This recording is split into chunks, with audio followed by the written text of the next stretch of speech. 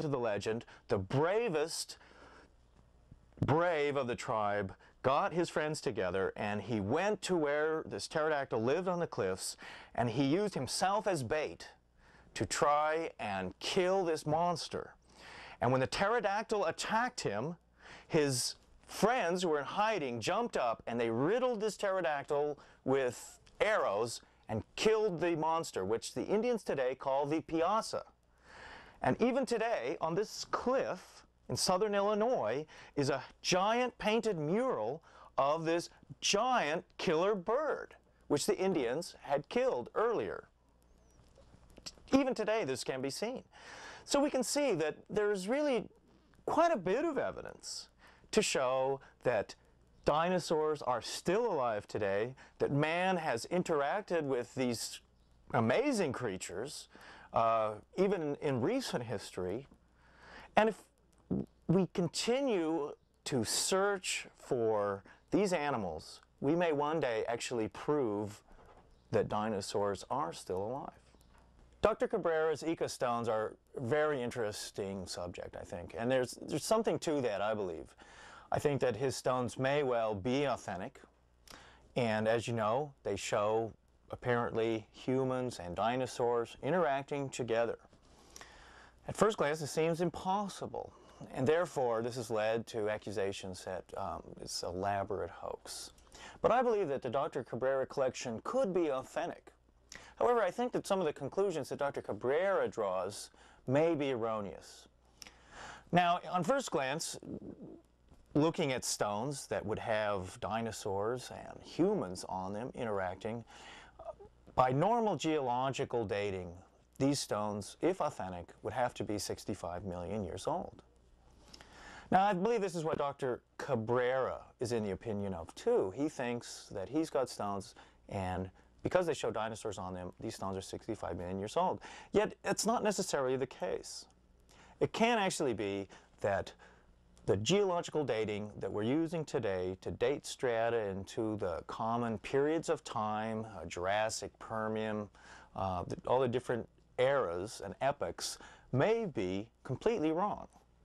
Furthermore, we have to look into the whole concept of fossils and fossilization itself and extinction. What is it that creates a fossil? Are fossils normal events, or are fossils indicative of some anomaly, a catastrophe, as you will? I would say, and many scientists will agree with me, a fossil is an anonymous artifact. It is the result of some cataclysm, some catastrophe. Wherever there are fossils and fossilized animals and plants, we have evidence of some cataclysm, of a tidal wave, of a volcanic eruption and destruction. My point is that when animals die in a natural setting, they do not become fossils. A good example of this would be in the early 1800s, Buffalo Bill and his buddies went out into the Great Plains of America and slaughtered hundreds of thousands of buffalo, cut their tongues out and left them on the Great Plains to rot and die. Oh, they're already dead. What happened to those buffalo? Did any of those buffalo ever become a fossil? No. Not one will ever be a fossil. And that is because when things die, they decay and go to dust.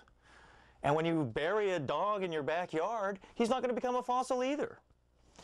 What it takes to have a fossil, whether it's a dinosaur fossil or a petrified wood or anything like this, we've got to have some cataclysmic event that has not only killed that animal, but buried it under tons of gravel or volcanic ash or dirt in some landslide.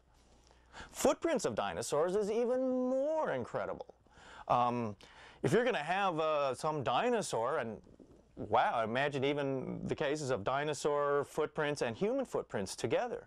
Okay, a dinosaur and the human are walking along the mud of some riverbank. Well, that mud and everything in it would have to be preserved almost immediately after those footprints were made. And that's not a normal thing of the riverbank just drying up and, you know, during some drought. I mean, a volcanic eruption or some landslide would have had to preserve that instantly. So now we get back to the subject of geological dating and 65 million years for dinosaurs. Even the mystery of the extinction, the so-called extinction of dinosaurs. What has created that? One point I would like to make is that the very mechanism that causes and creates fossils is the same mechanism that causes the extinction of these animals. And that is cataclysmic changes, tidal waves, earthquakes, volcanic eruptions. Marine fossils are even more difficult to explain without the use of cataclysms. If a plesiosaur or a coelacanth or any kind of fish suddenly dies and floats to the bottom of a lake or an ocean or a river and lies in the silt, is it going to normally become a fossil? No, again not. It will decay, it will just go back to the gene pool of nature. So as we look at fossils, we start to see that they themselves are indicative of these cataclysms of the past. And now we can also begin to look at geological dating in a different way. One of the reasons for this would be that fossils then and the geological strata that we find them are simply assumed to have accumulated over millions and millions of years. The kind of geology we're taught today is a geology called uniformitarian geology. And this is the school of geology which tells us that geological change is very slow. It happens over millions of years. We can see the kind of changes. And therefore, when we have layers of strata, we then create a period of time that's vast in scope, covering millions and millions of years. Yet the same strata in the opposing theory of geology, which is called cataclysmic geology, that same strata can build up not over millions of years, but in just a few years, or even in a matter of days. For instance, in a tidal wave or landslide situation, a layer of gravel, clay, or material can accumulate not over millions of years, but in a matter of hours.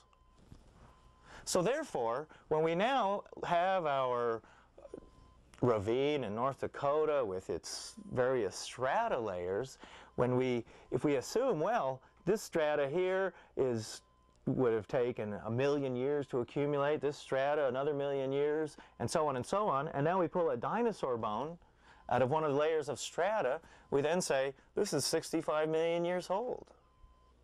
But yet, in cataclysmic geology, that strata, rather being dated in millions of years, could be dated possibly by only thousands of years. It is quite possible that man and dinosaurs lived together, but not necessarily 65 million years ago in the past, but in a more recent time. And the solution to this would be, to explain it, is that in geological time and the periods we have, these are based on what's known as uniformitarian geology, and a kind of geology that assumes extremely slow, steady rate of geological change and stratification. However, in the opposing theory of geology, which is called cataclysmic geology, we have geological change happening in a much faster period of time, with cataclysms and stratification occurring not over millions of years, but just in a matter of days.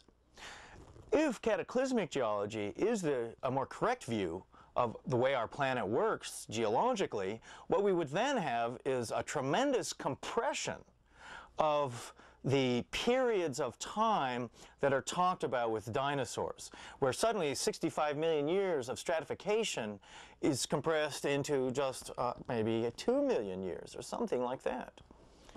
And so therefore, dinosaur fossils that are said to be 65 million years old, and this is a date that's totally arbitrary, there's no carbon dating or any other sort of scientific so-called dating with these fossils, but merely the date associated with them is where they're found in the strata. There's no exact scientific way of dating the fossils of dinosaurs. There's no scientific meter that suddenly points to 65,000 or 65 million years or any date. The dating of fossils right now say at 65 million years old, is something that comes from the